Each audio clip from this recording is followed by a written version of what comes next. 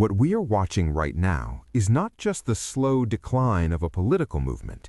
It is something far more destructive than that. It is self-immolation. MAGA is not being attacked from the outside. It is cannibalizing itself from within. This is what happens when a movement is built entirely around one man, one criminally exposed, morally bankrupt, increasingly desperate man whose only governing principle is personal survival.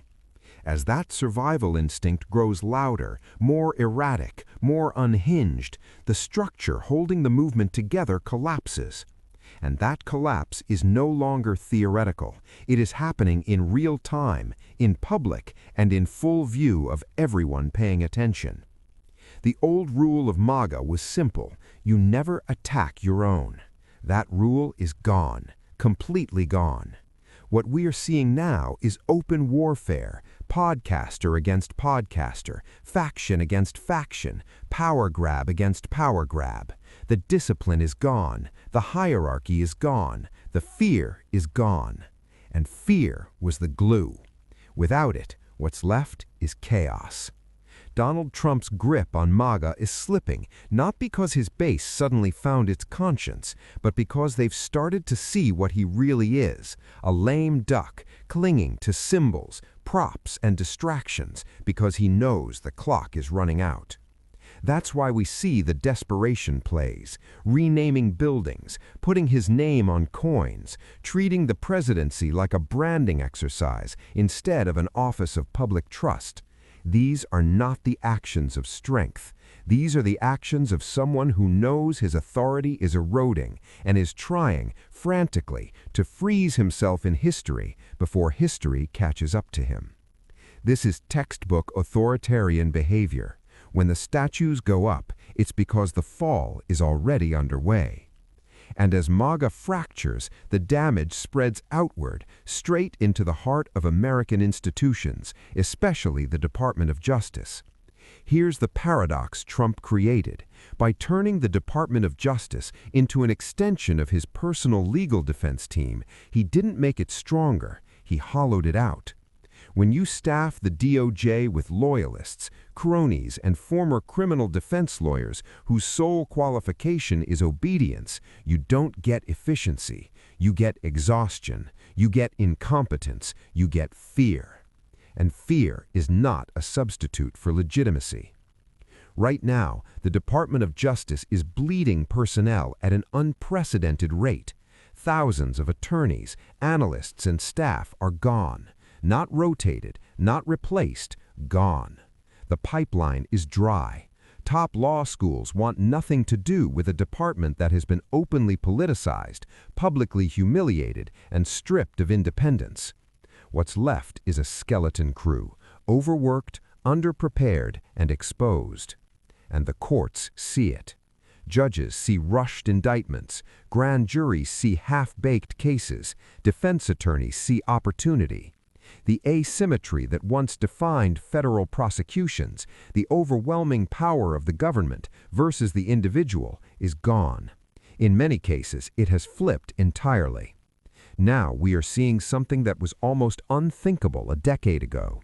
Federal judges openly documenting patterns of prosecutorial misconduct, charging before investigating, detaining people without justification, dismissing cases, then recharging them, then dismissing them again, sometimes multiple times, because the government simply cannot get its act together.